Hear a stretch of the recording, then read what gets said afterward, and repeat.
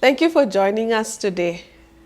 The family is foundational institution of the society ordained by God. It is constituted by marriage and is composed of people who are related to one another by marriage, blood, or adoption. My name is Hannah, and with me on the show today, I'm joined by Dr. P.C. Mathew. He is the National Director at Urban India Ministries, and his wife, Mrs.Ciby Mathew. Thank you, sir, for joining us today. We are so happy to be here too. Thank you. Thank you. Let's begin our show today. The first question I have: what do you feel are the key purpose of marriage? Well, when we look at the purpose of marriage, we need to first understand the purpose for which God instituted marriage, because it is through that we understand the purpose. So, when I look at the Bible, we very clearly understand that God instituted marriage in order that we will reflect Him, because He made us in His image, and in the image of God, He created us male and female.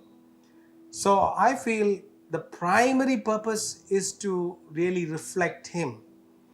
But then to break it down into changes and see what that means, the first thing I would say is to complement one another as a good companion. So a complementary companionship, just like the Trinitarian family is.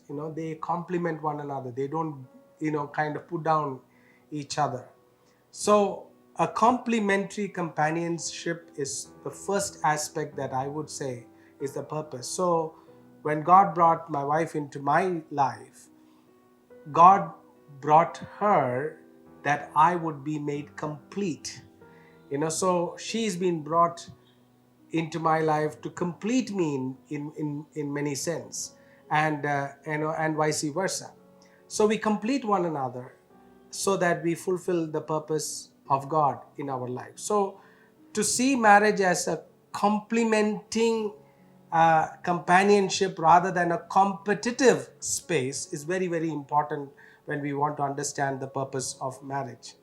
The second aspect, I would say, is to have a covenantal commitment. We have not just entered into marriage just by saying, I do, but it is a covenant we have made with one another that we will stay with one another till death do us apart. So, this is a serious commitment, a commitment that cannot be actually reversed, because God is the witness in a covenant, and God is a covenant keeping God. So, when we enter into a covenantal commitment, to keep the sanctity of that covenant in my everyday living is very, very important. So, I don't take my covenant lightly. So that so that's the two purpose that I just want to highlight. But I will ask Sibi to say the rest of it. Another important purpose is that we understand that our communication is very, very important. We are put together in this relationship. So our communication needs to be Christ-centered, Christ-like. In a lot of times, it is we want to get it our way. But when we communicate in a way that we want to do something together to accomplish a purpose that has been given to us by God, we both then will be accountable for the way we communicate, how we communicate, respectfully to communicate, even when we differ. And so communication is a whole lot, a big deal in the marriage relationship. And I would consider that a huge aspect that we need to consider, and we need to be very aware of, that our communication has a main purpose in the way we will fulfill our role to be this couple that God has ordained us to be. And finally, to be creative. We are co-creators with God. God has, used families to extend the generations, isn't it? And how we come alongside, and God has made us co-creators with Him in this whole journey.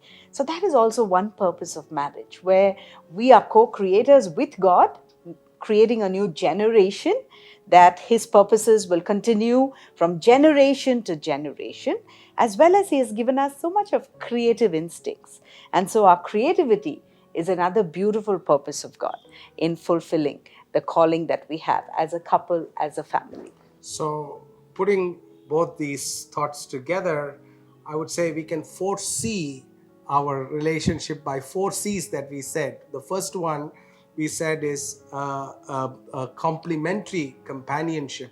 The second one is a covenantal commitment. The third one is Christly communication and or a Christ-centered communication. And fourth one, that we are co-creators and we need to be creative in this relationship. So this is not all exhaustive, but at least I would say these are some of the key purposes for our marriage.